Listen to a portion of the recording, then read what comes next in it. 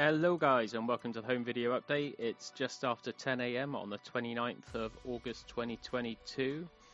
I'm Mike and yeah, we're going to get into a new episode. This is going up first for patrons on Patreon because I do have a patron. Shout out to SW Studios Productions, who is my first and currently only patron, so thank you to them for joining up there. It is going to help me out a great deal. Yeah, so we're going to follow the normal pattern of what have I been watching, going through the news, which there is quite a lot. For some reason, on Thursday last week, everyone in the world decided to release some news or an update or something leaked, which was really strange. I don't know why Thursday went absolutely insane. And then we're going to get on to the main topic, which I have picked for this week. So what I've been watching this last week. On Saturday, I saw Beast in the cinema. Idris Elba, Sharlto Copley, Lion Joint. Yeah, it's good fun. For someone who's a massive fan of Ghost in the Darkness, I went in with an open mind. I was expecting it to be stupid, silly fun, and it kind of was. It's not challenging. It's pretty much made on kind of a budget in a way, even though the Lion CGI is actually quite good. It's one of these things where it's very few sets or locations because, well, COVID movies and all that. It makes sense. Yeah, men versus killer lions. It does seem to be sort of riffing on the Ghost in the Darkness type of thing, where a lion is killing for, revenge or sport as opposed to for food. But yeah, it was fun. It was pretty good. Worth seeing, I'd say. Quite well directed. The acting was pretty good. I do like Elba in most things. Although weirdly, for someone who most Americans thought was American in The Wire, his American accent here does fall apart quite a bit. It's kind of strange to hear. You think he'd actually be better at it because of the amount of time that he spends doing it normally. It's kind of weird. But it was quite fun. Decent sound mix. There were some great bits, which I'm sure will sound great in Atmos/GTSX, wherever it comes out home, where they're trapped in a Land Rover Jeep sort of thing, and the lion's on top of it. That will sound amazing, I'm pretty sure. And for people with decent overhead speakers, it will sound pretty claustrophobic, I should imagine. On Sunday, yesterday, I had a Eagles double bill, not the Eagles as in the Hotel California band, but I watched Where Eagles Dare, and the Eagle has landed back to back. Where Eagles Dare came up because it was a big thing on Twitter. Everyone the other day was talking about it on Twitter, so I thought, hey, it's worth having a look at because I haven't seen it in a very long time. I still think it holds up. I think it's massively overlong, and there are way too many double crosses in that movie. It seems like every 10 seconds someone's double crossing someone else and someone's a double agent and someone isn't double agent. Most of it I've forgotten because I hadn't seen it in a while, which is kind of good because it was fresh in my mind that way. But it's a fun little adventure yarn. It's kind of down and dirty and nasty. I did think it was weird that, especially from a British perspective, that Eagle has landed is rated 15 and Eagles Dare is PG, and Eagles Dare seems way more violent. It seems like every single hit has a ketchup red blood hit on it.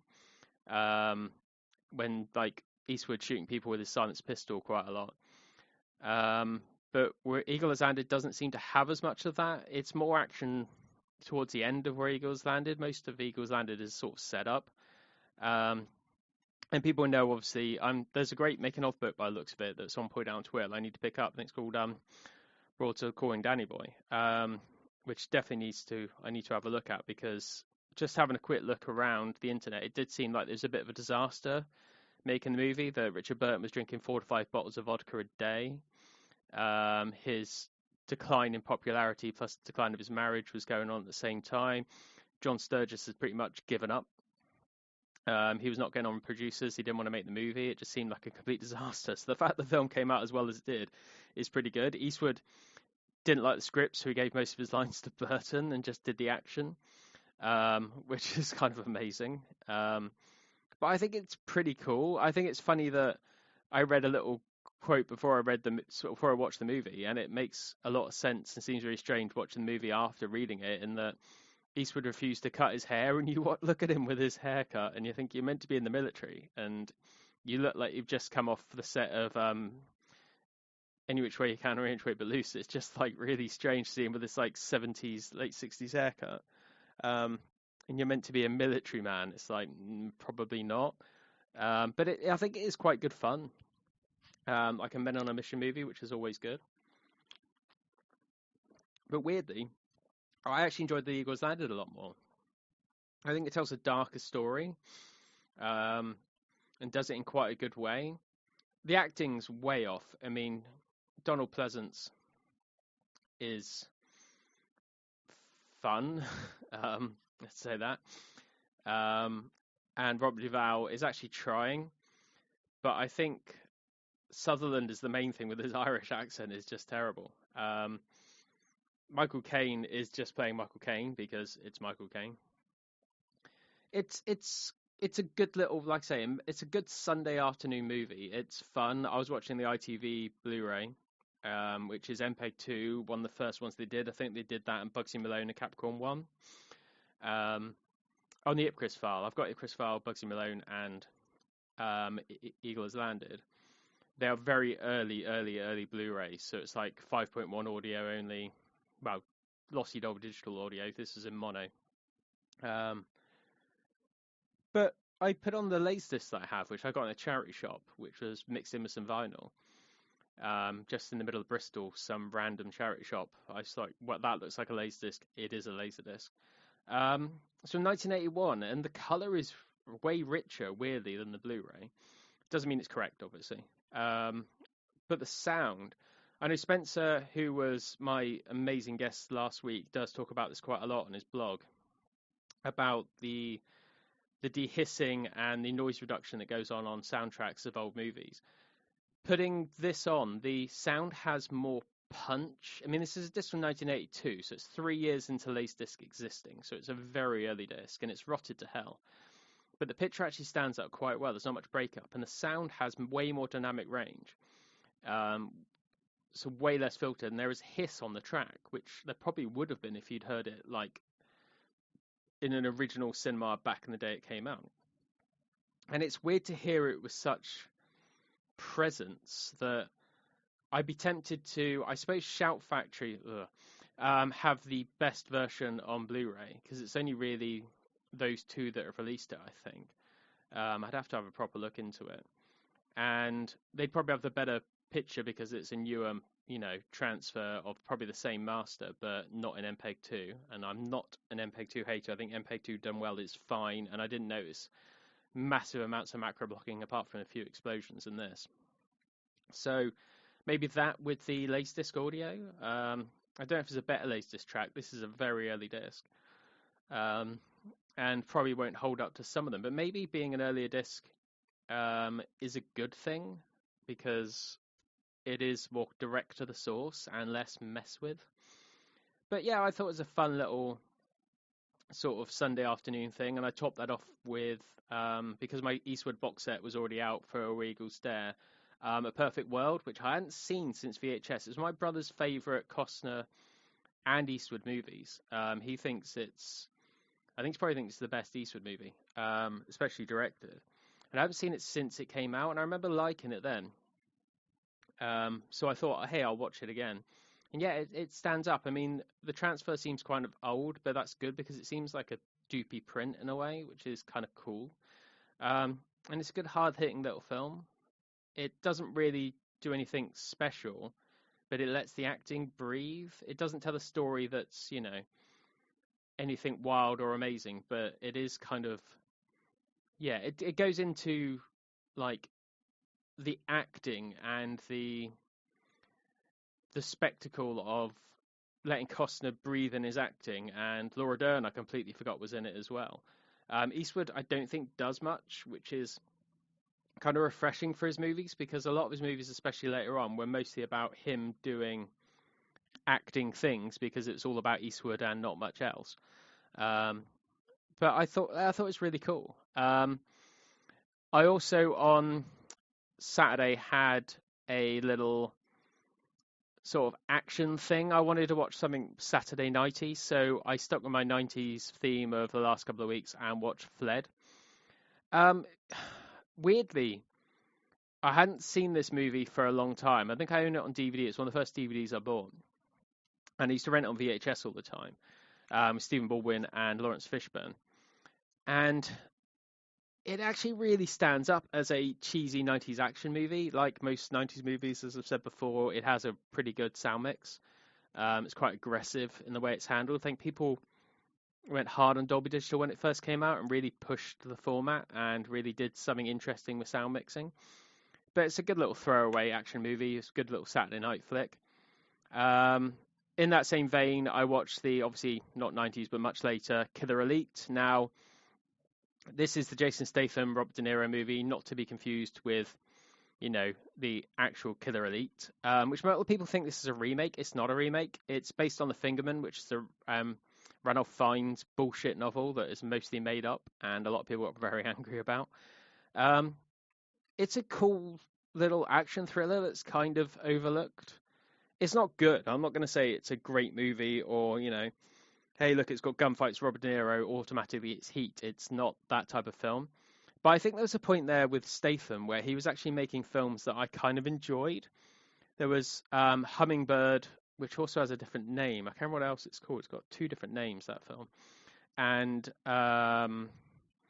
what was the other film he did? He did around the same time. Let's have a look. Hummingbird. This is great content. Watch while Mike Googles something. Hummingbird 2013 film. Redemption, it's also known as. I thought that was pretty okay. There were some kind of cool, interesting films that he was making around that time. Where was the other one? Let's have a look. Yeah, Blitz was pretty good. Killer Elite, I liked. Safe, that was the one I really liked. That was kind of a cool little flick. What else did that guy direct? Nothing of interest. I'll Remember the Titans. That was all right. And he wrote From Dusk Till Dawn to Texas Blood Money. And weirdly, he wrote... Okay, we'll come back to that. That's strange. I didn't even know that was a connection, but we'll leave that as it is for our main topic, which I'm not going to spoil straight yet. But yeah, I thought the Killer Elite was... Not the Killer Elite, sorry, Killer Elite. Two different films. Was pretty fun and held up quite well. I also watched another thriller the next few days, which is the Paul Haggis, Russell Crowe, Elizabeth Banks movie. Weirdly, I'd confused the plot of this with something else, and I'm trying to figure out what it is. I'm going to have to watch the other movies that I confused it with. So it's either confused with Edge of Darkness, which was obviously the Martin Campbell BBC TV show that later became the Martin Campbell Mel Gibson movie.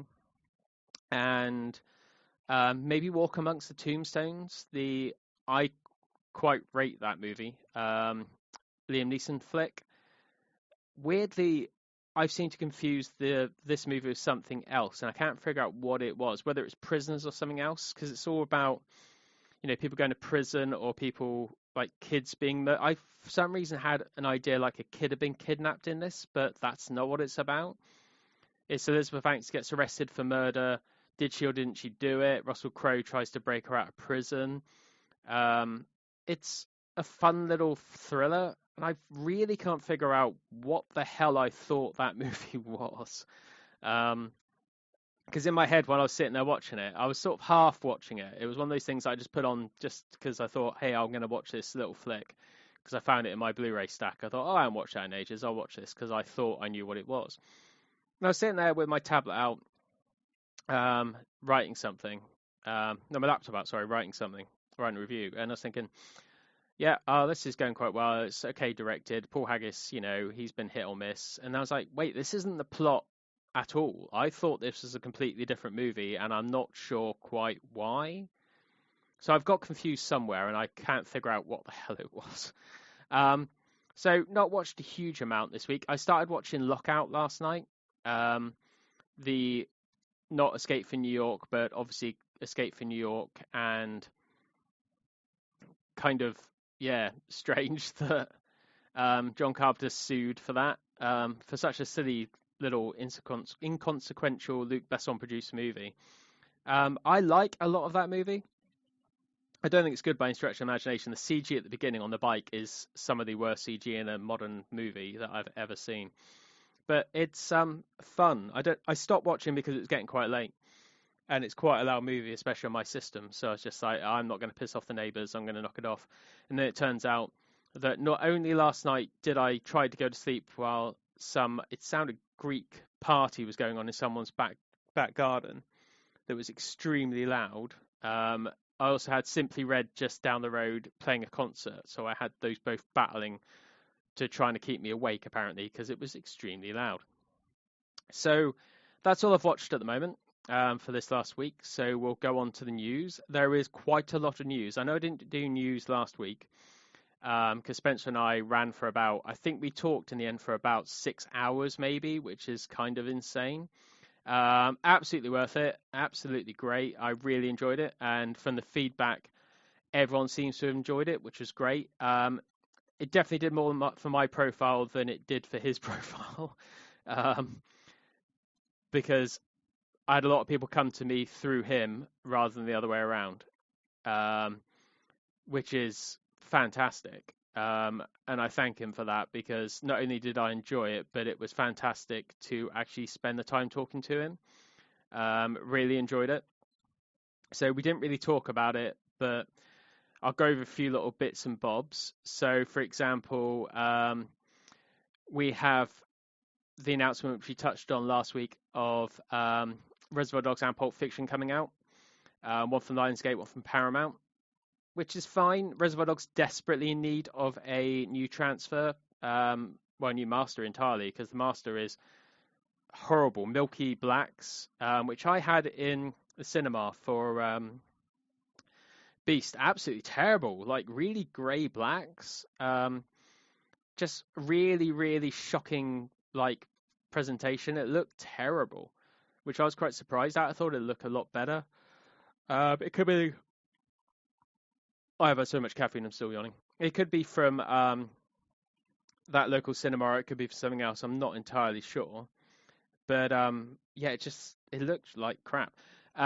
Yeah, so Reservoir Dogs could do with a new master. I don't like the current Blu-ray master for Pulp Fiction. It seems a bit managed and a little bit artificial, is probably the way to put it. I'm not quite sure how best to put it, but I never really liked it.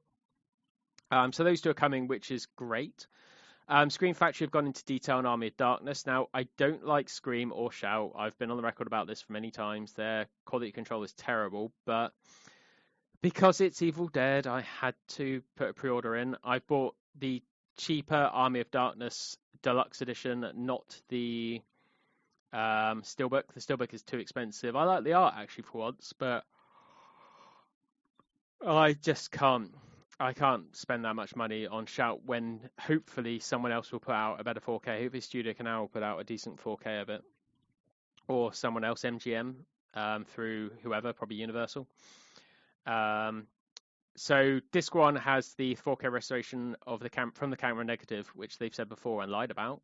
So we'll see. But it's approved by Sam Raimi and Bill Pope, which is great. But its only theatrical cut will be in 4K. So that's on the 4K disc and a Blu-ray as well. Disc 3 is the director's cut, and disc 4 is the international cut. There is no TV cut on this, which is a shame because it's fun, but I've got multiple copies of that anyway. It's a shame it's only one cut and they couldn't get the rights or do the work to sort of splice in some extra stuff. A little bit of a shame, but not the worst thing in the world. I mean, I'm not going to cry about it, but I just hope the master actually looks good and there are no errors like there were on the Blu-ray they put out. It'd be good to see it in 4K. I've seen it 35mm very recently, and it looks amazing. So I'll be able to directly compare. The colours on the 35mm are really rich, and it's never looked like that at home. So hopefully they're able to follow that up. Warner Brothers are putting out Casablanca. It was a matter of time. Um, they've I think it scanned it at 6K or 8K a very long time ago. I don't know if this is a new restoration. It'd be good to see it actually in 4K and HDR, because I think HDR can do. Oh, stop yawning. Can do quite a bit with black and white, and it'd be quite good to see it. It'd be nice to see what they do with it. Warner Brothers, I have a hit or miss thing, especially since they don't include original audio quite a bit. So if this comes with a weird 5.1 or Atmos mix, I'll be really, really disappointed. It's kind of a stupid thing. I see that it's listed as having mono, so hopefully it is mono. I'm not holding my breath. I'm sure the cover art will be terrible as well, because all the Warner Brothers stuff on 4K has been shocking for cover art for some weird reason. Kino Lorber are releasing Brick, which is great. It will make people cry because the HDR transfer won't be like popping like mad, because Rian Johnson does not like that, which makes me very happy because I love when people cry about things like that.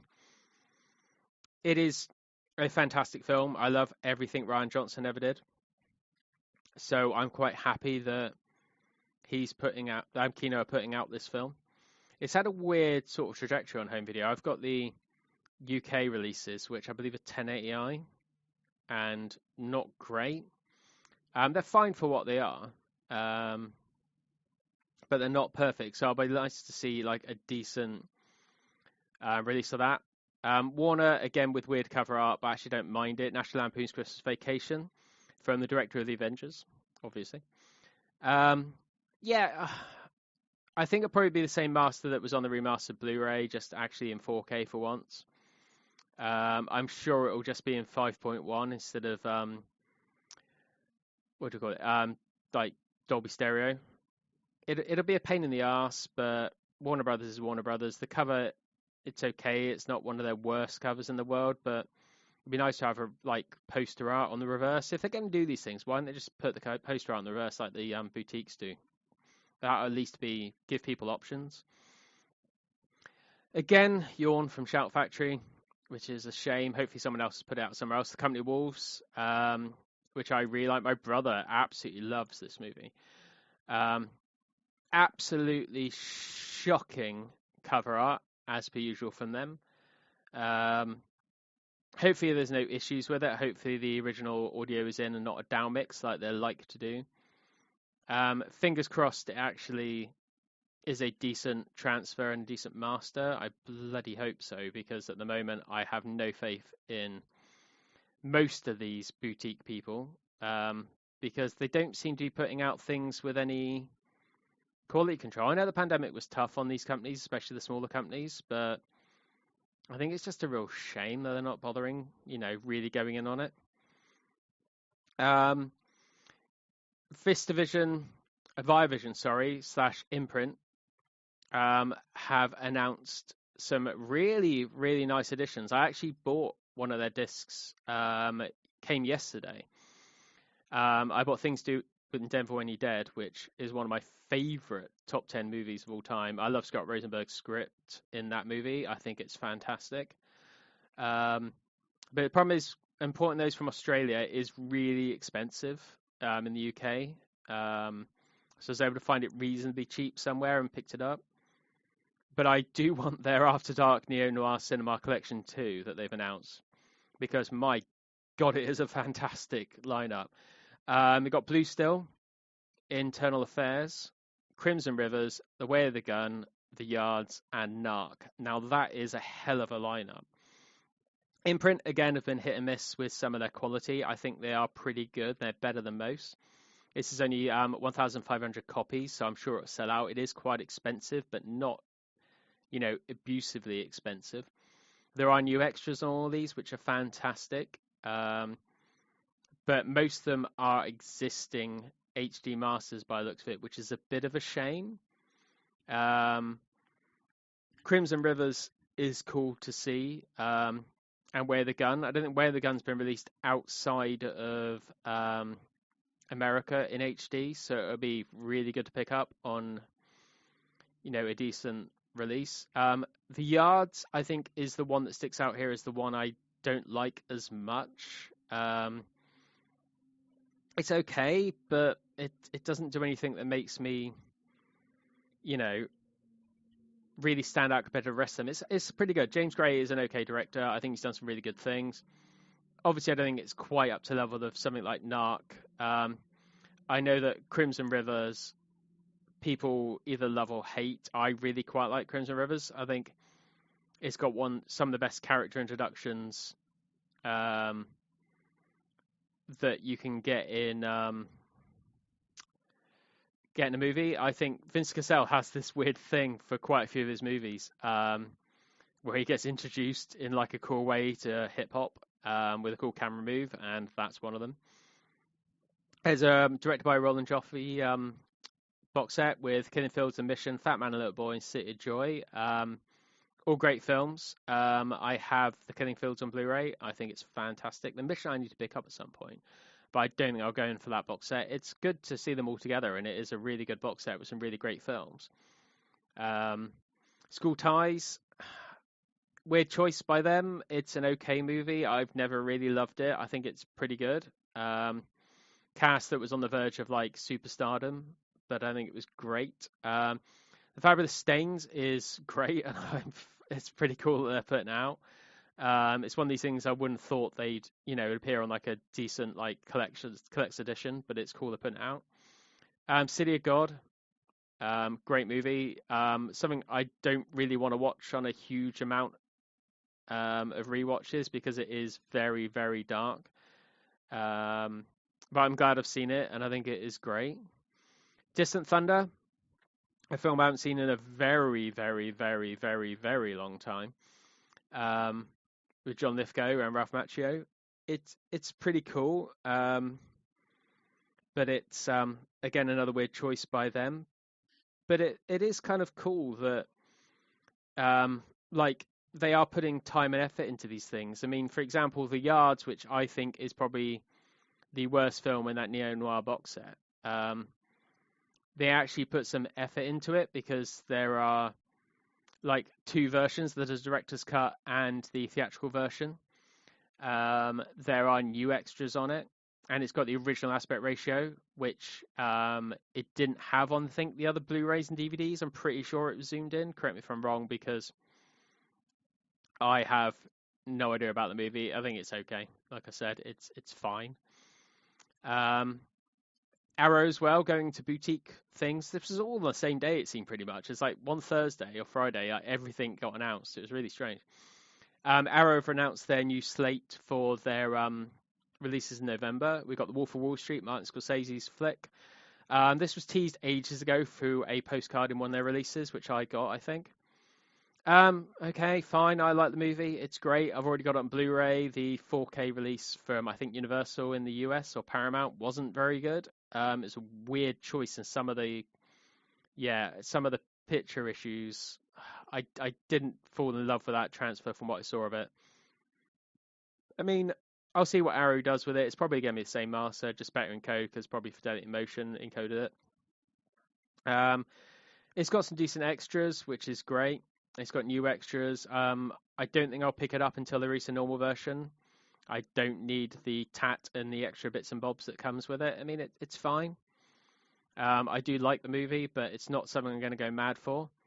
They're also releasing Audrey Rose, Rise film, that I haven't seen in a very, very long time.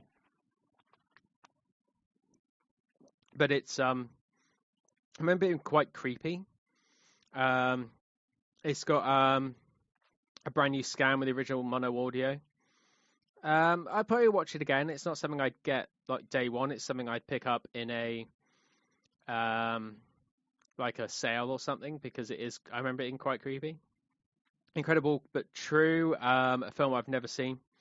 Film where I talk last week or week before about my love of French films. I've never seen it. His work has passed me by. Quentin, I'm not even going to remotely pronounce his name. The guy who directed Rubber and Deerskin. I'll I'll see about that. I'm not in a huge thing about it. Shore Scope Volume 2. I love that they're doing these flicks in massive box sets. It's really cool. It's not something I've put money into just because they're quite expensive, and the Shaw Brothers stuff I think is kind of neat, but it's not something that's really grabbed me. I used to watch like stuff like that on VHS all the time, or like late night on Channel 4, or whoever else was showing these cool martial arts movies. The one that I am going in for and have pre-ordered, which will make the Arrow faithful, especially the ones on Facebook that I saw crying about it, really upset, is Robin Hood Prince of Thieves, because I like Kevin Reynolds and Kevin Costner together. I think they made some great flicks. I saw this in the cinema with my brother and my grandmother, and she hated it because she was an Errol Flynn fan. I loved it from then, and so did my brother. I've got the Laserdisc. I bought the original DVD, the VHS. I bought the extended edition, which isn't the full director's cut because there's some issues with it, and it was way darker than that even. I know that this was one of the first times that Costner and Reynolds fully fell out, where Costner was so annoyed that he was being upstaged by Alan Rickman, so he went and cut most of Alan Rickman's stuff out, which happened quite a lot. But even in saying that, the theatrical cut has disappeared for a long time, and this is something that I have a real issue with. Even if the theatrical cut wasn't something the director wanted or was, something else, I don't think they should disappear forever. I think rewriting history of things like this is really, really, really, really dangerous, because you should have all versions of stuff. I think the Blade Runner box set was the right way to do this, in that you got all versions, you had a chance to see all these different versions, which is what it should be. So you have a new 4K restoration of theatrical and extended cuts from the original negatives, which is fantastic. That's what I want to see. I know Arrow had the rights to this for quite a while. They've also got Last of the Mohicans, so expect that in a lovely box set, and hopefully both versions, and hopefully no horrible Michael Mann revisionism. And it's got the original, thank God, stereo and 5.1. I'm guessing the 5.1 is from the 70mm blow-ups, which I assume it has. Let's have a look. Prince of Thieves. I really, really like Prince of Thieves. I think it's, all right. He doesn't speak in a, an accent that you could ever remotely call English. Same with Michael Wincott. Michael Wincott's just being Michael Wincott, and it's great. But it's just so stupid that it works, and I kind of like that it works. I don't think it's very good, but it's very enjoyable. If it was one of the biggest box office draws of that year. Only really beaten by Terminator 2, and I think it was Beauty and the Beast. So it's not like they had Arrow was picking something obscure or going, hey, Blockbuster. There's a reason for releasing this, because this is what makes money for these boutique things. And Kevin Reynolds is a great director. I think this actually has some merit. I've just ordered the normal deluxe edition, not the steelbook, because the extra price isn't worth it when I think the art on the deluxe edition is better. I think it was Paul Shipper. It has got a ton of extras. Most of them aren't that new. Some of them are, which is great. There's a Pierce Brosnan documentary that's been on a few other releases. Weirdly, the Bryan Adams performance at Slane Castle is a live performance and not the video, so there must be a rights issue, because the original VHS had the video before the film, and the Laserdisc, I think, has it as well. But this doesn't, which is really strange. So there must be a rights issue with it. There's no new audio commentaries, which is a shame. I wish there was something sort of looking back on it a bit more. There are commentaries on it, but there's nothing new. There's a new multi-part making of, which is fantastic, which I will absolutely destroy. I will watch that just from beginning to end, because hopefully it's a bit warts and all, and I'd love to see something like that. But I'd love to see the full uncut version, because I mean, the extended version is 155 minutes as it is, which is pretty long. But it was way darker in the way it was filmed. It was cut in the UK for quite a while, so it's good that that's uncut now. But it's also, I wish we saw a lot more of the actual film that was shot, but I don't think we ever will.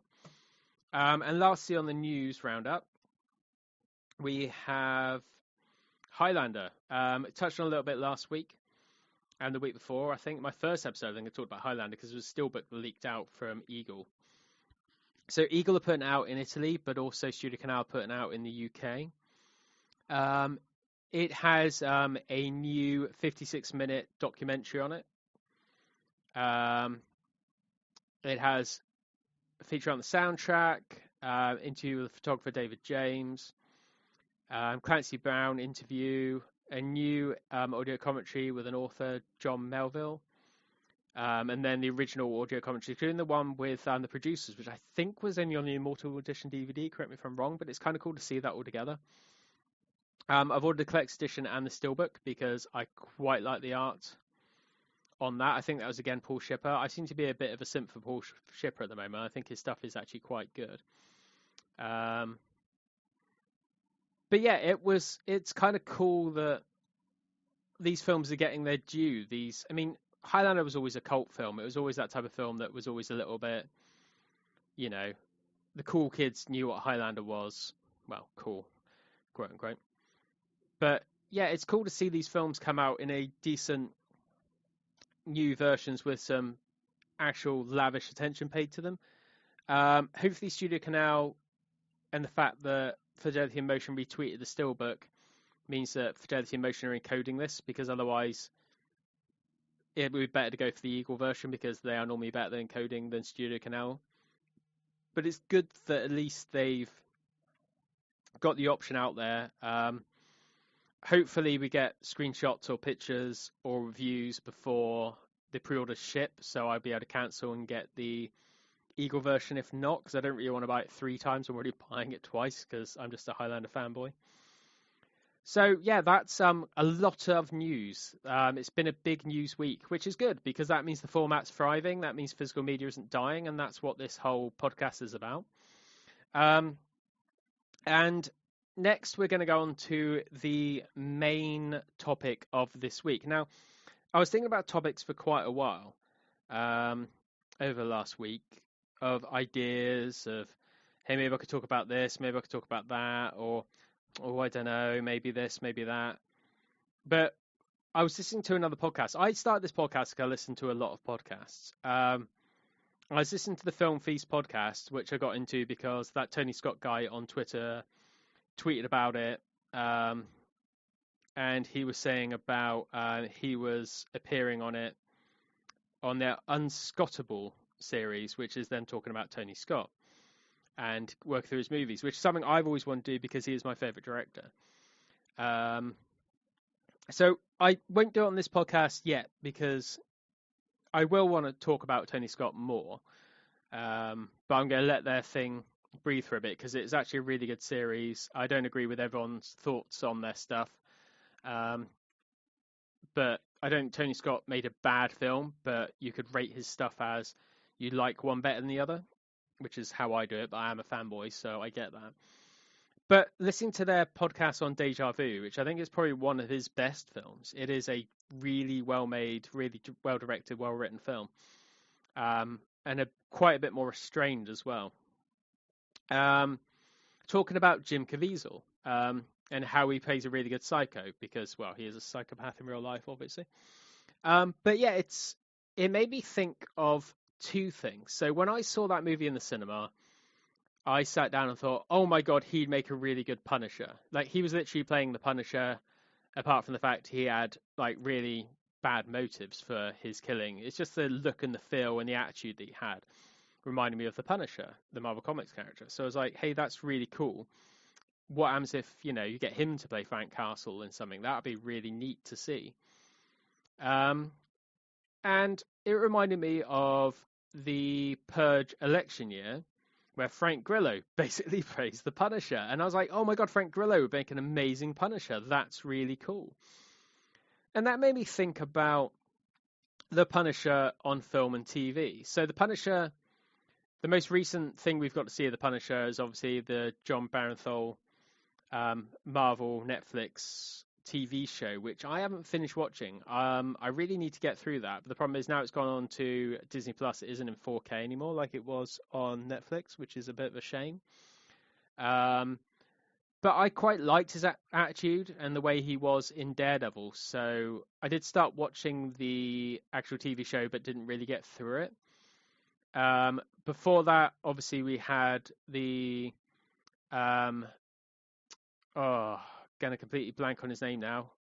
Ray Stevenson, Punisher Warzone, which I think is the best Punisher film. I know a lot of people think it's stupid or think it's crap, but I think Lexi Alexander did a good job with that. I think it's properly R-rated, properly Punisher, and the beginning of that with the mafia, table, like the dinner scene is fantastic. It really lights up the flare. I think that's badass. It's got issues, yes, but I think it's the most successful film version of the Punisher.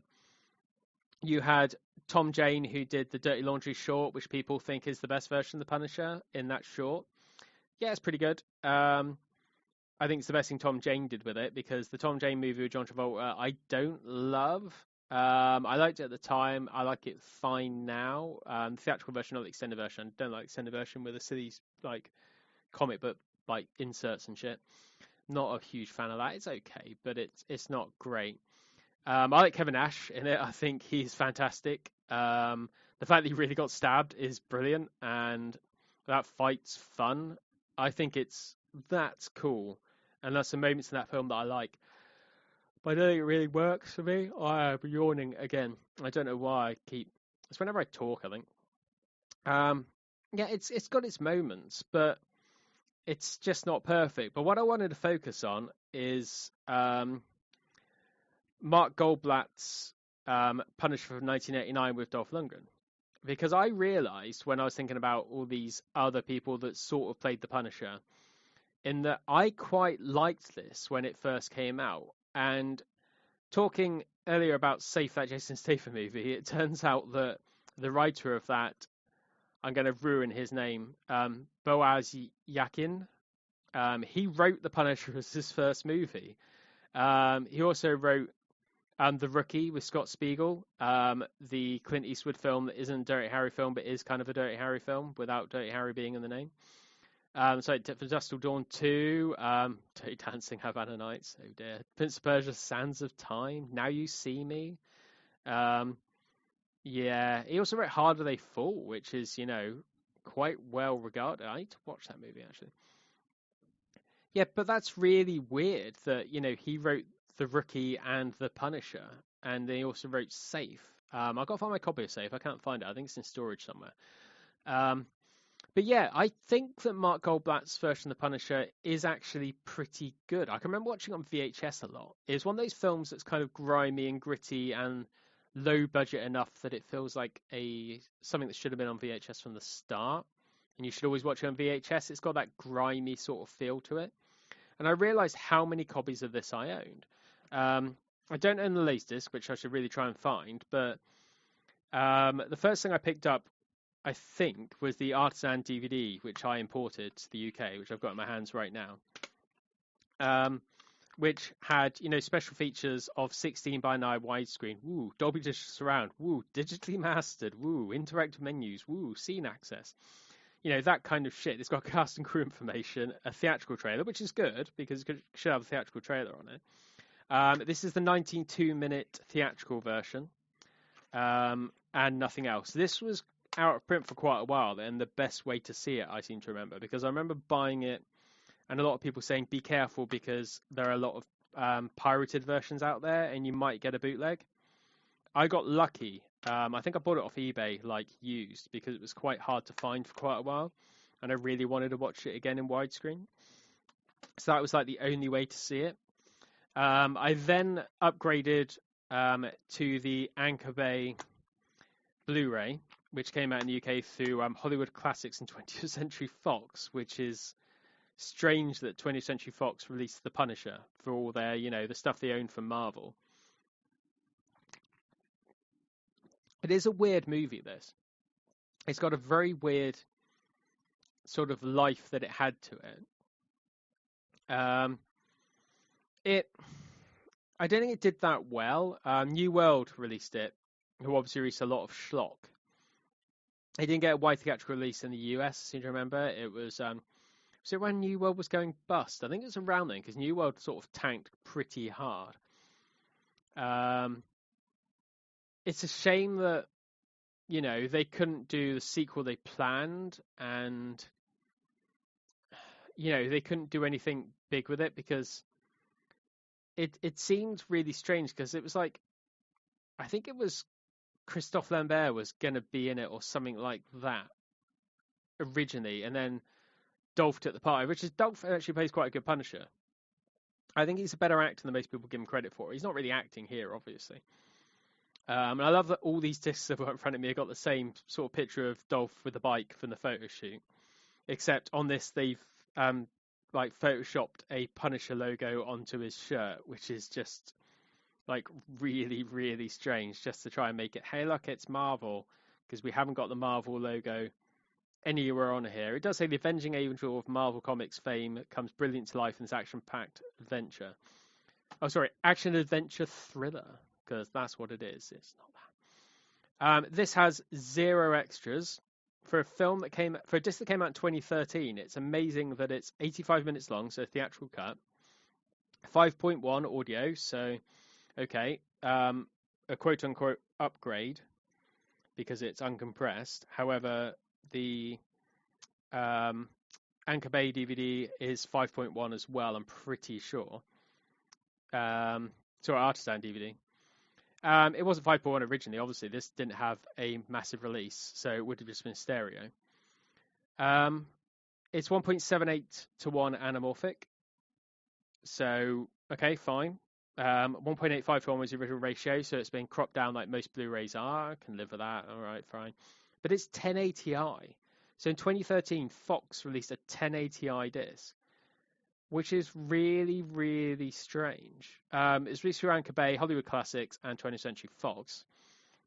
It's a completely bare bones disc. It's 1080i, and it was a way to get it in HD for me, which is fine.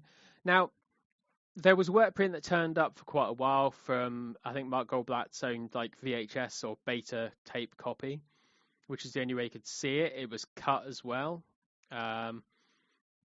So it's been cut for quite a while, which is, this happens because, especially in the 80s and 90s, a lot of violent stuff was cut from the MPAA or especially from the BBFC. So there are a lot of versions. Like the German version was cut even more, looking into this now. It's a work print of the film, contains over 15 minutes of extra footage, which is cool. The UK cinema and video versions were cut for violence, including bloody knife wounds, throat stabbings, an ear clap, neck break, hand severing, and shots of guns in a man's mouth. Okay.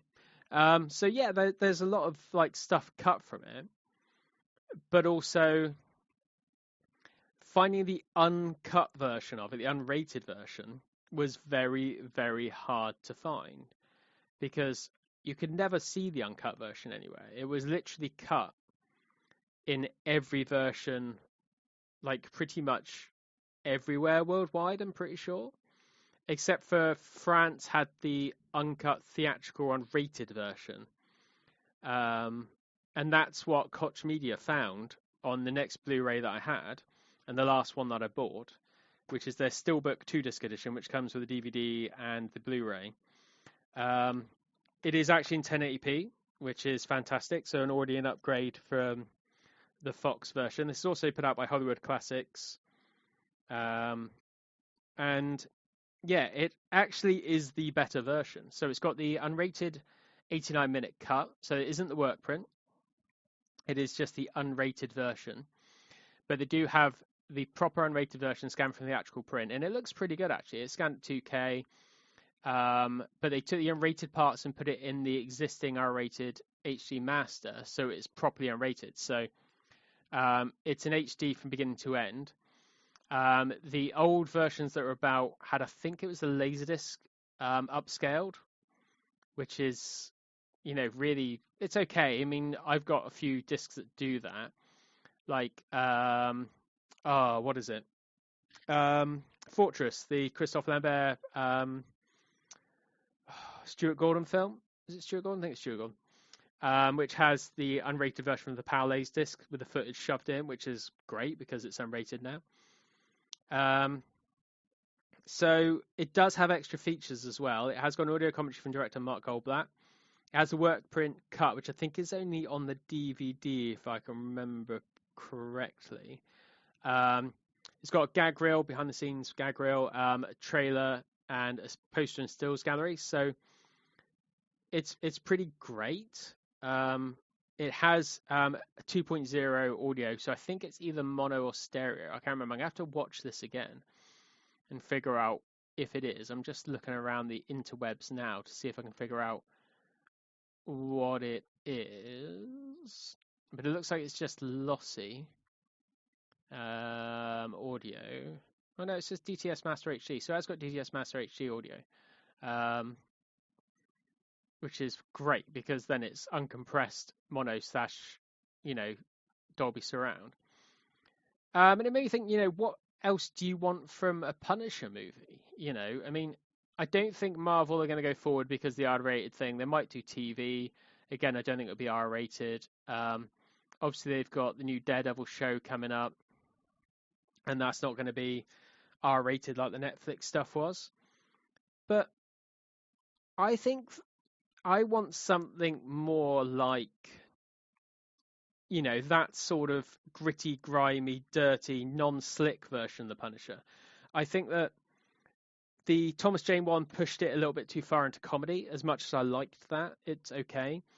The Ray Stevenson obviously went all the way into comedy and just absurdist stuff, which is fine because Lexi Alexander made a comic book movie. But it's not really the Punisher as I remember the Punisher. I want something that is really, really, hardcore, and grimy and gritty, just like the '89 Mark Goldblatt version. I kind of wish that Mark Goldblatt had, a better career than maybe he did have, because it's kind of a shame that he didn't really take off in the way that he did as a director, because he's also an editor, and actually a very good editor.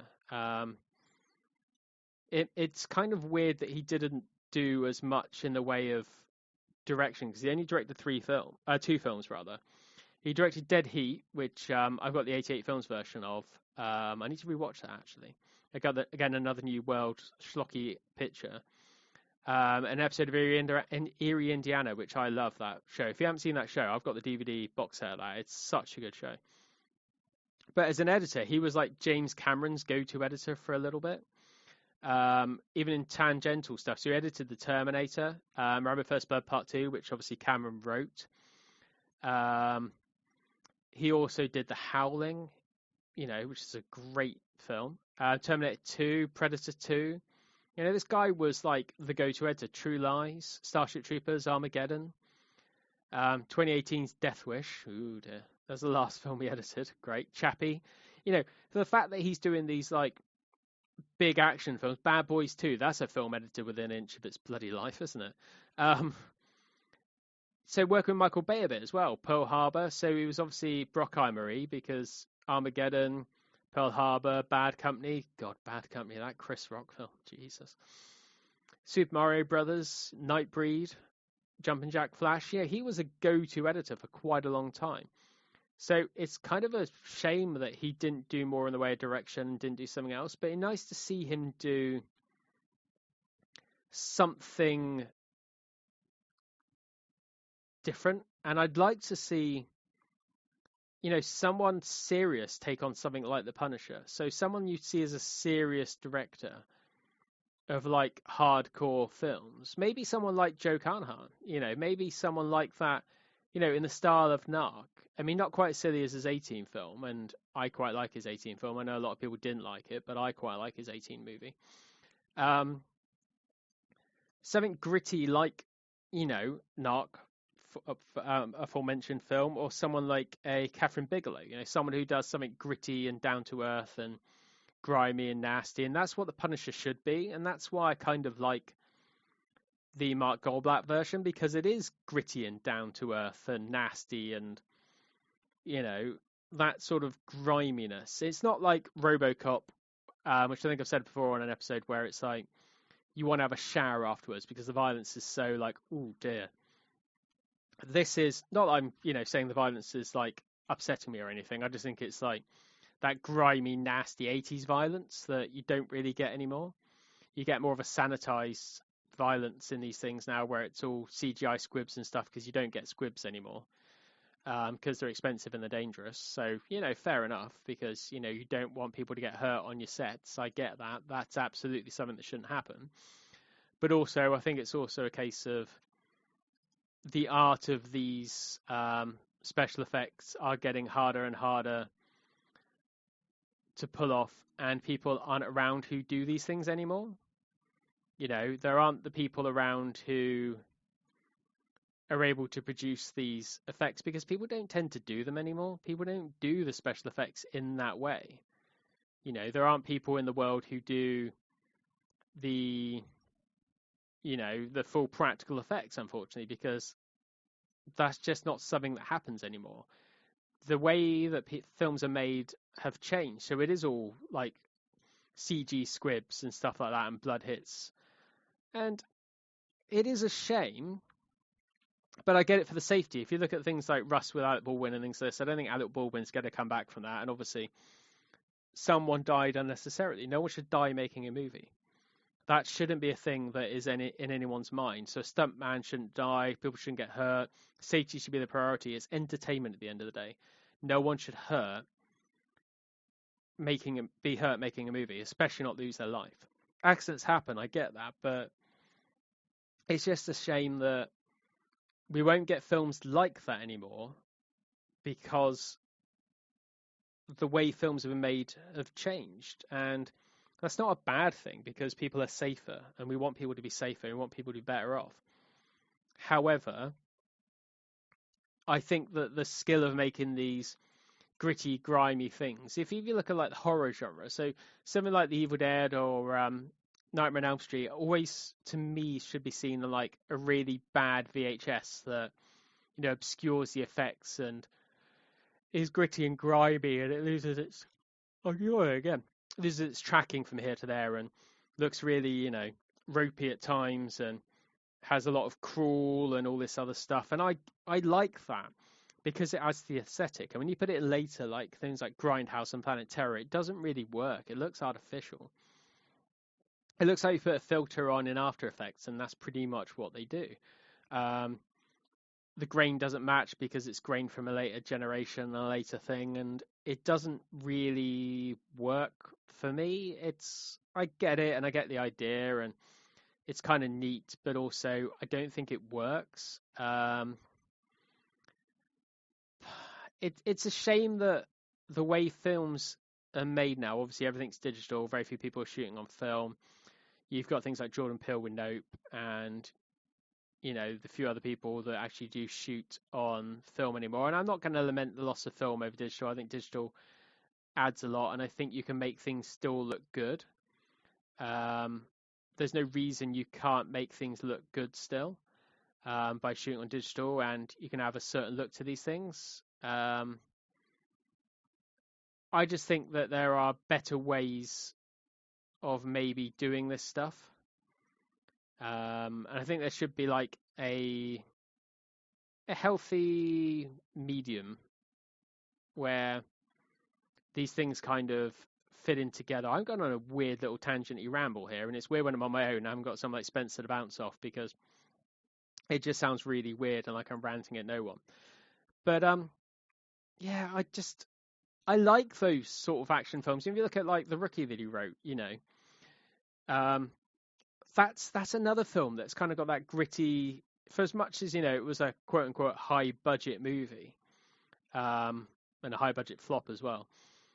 It doesn't look like it's budget. It looks like an 80s movie because that's what those things look like. And I want more of that. I want someone to make a proper 80s action movie. Like I said, Mark Goldblatt edited the Death Wish movie, the remake from Eli Roth and Bruce Willis, which I've not seen, no interest in, doesn't look very good. That won't have the same impact as the horrible Michael Winner film because that is an 80s movie and it has that grime and that filth, that the Mark Goldblatt Punisher has.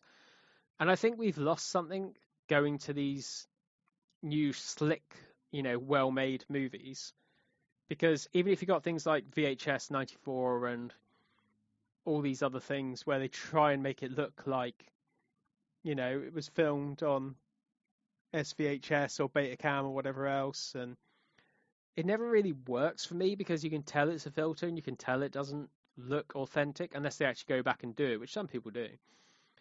But I want a proper 80s set Punisher movie. Like Joe Carnahan was going to do Daredevil. He did like real and he was like going to make it 70s set and make it like the Warriors. And I love that idea. I love the idea of like a gritty 70s set, New York, proper down to earth, street level Daredevil movie, and then throw the Punisher in that as well. They did with the Netflix show. I mean, I like the Netflix Daredevil show. It was great. And the Punisher was well used in there. I just didn't get grabbed by the TV version when he had his own show. It just seemed like a weird thing to do. I don't know whether it's just the story didn't grab me or it didn't work as his own character. I'm not sure. But hey, that's where I got to with that. And I really need to sort of pick it up and try and watch a bit more of it. So, yeah, that's what I wanted to go into today, just the main topic. Leave comments on YouTube, Patreon, wherever else, what you think about what the best Punisher movie is, or where you think the Punisher should go, what Marvel should do with it now they've got the property back. Should they do another movie, make it R-rated? And we don't know what Blade's going to be yet, or Deadpool. We don't know if they're going to be R-rated or going to be PG-13 or what they're going to be. So can they do anything with it? I'm also using a new microphone for this, so apologies if the levels aren't great or if the sound isn't great. I bought a new headset, and I'm just trying it out. It's got a better mic than the mic I was using, so hopefully it's better. But I won't know until I listen back to this recording. So fingers crossed it is good. Again, shout out to my one and only patron, which is fantastic that I finally got someone supporting me. Not that the people watching it and not paying are not supporting me. I appreciate everyone who is even just, out there listening to this, because you don't have to, and I really appreciate it. So shout again to SW Studio Productions on Patreon, who is supporting me there. This is going up early on Patreon now that I have a patron. So they will get it a couple of days before it goes up on YouTube and onto Podbean and Acast and everything else. I'm now apparently listed on Apple Podcast, which is fantastic because that took ages. They had a weird thing with the cover art for the podcast. It was too low res or some other thing. They had some weird stipulations. So finally it's been approved, so I should be showing up in iTunes now. I haven't looked. I'm not an Apple user. But it is approved. So hopefully with the distribution, it is up there now. It's available on a few other things as well. It's not on Spotify yet because I don't use Spotify. I need to sign up for an account, and because they support Joe Rogan, that's not really something I want to do. I will do at some point because I just want to get into as many places as possible. So fingers crossed. I know it's available on Amazon Music and a few other places. So wherever you're listening to it, thank you for listening. I want to keep going on doing this, and I want to make it better. A few other people reached out about guest spots. I definitely want to have Spencer back on again, because we talked for so long about so many things, and we didn't even get into the second part of what our main topic was going to be. So we're going to save that for another episode, which is great. I'm glad to see that people have had a fantastic reaction to it all. And yeah, thank you all for listening. Thank you for being a patron if you're a patron. And thank you for just, being here on this journey as I rant about various things of home media. And I hope everyone has a good week, and I'll talk to you next week.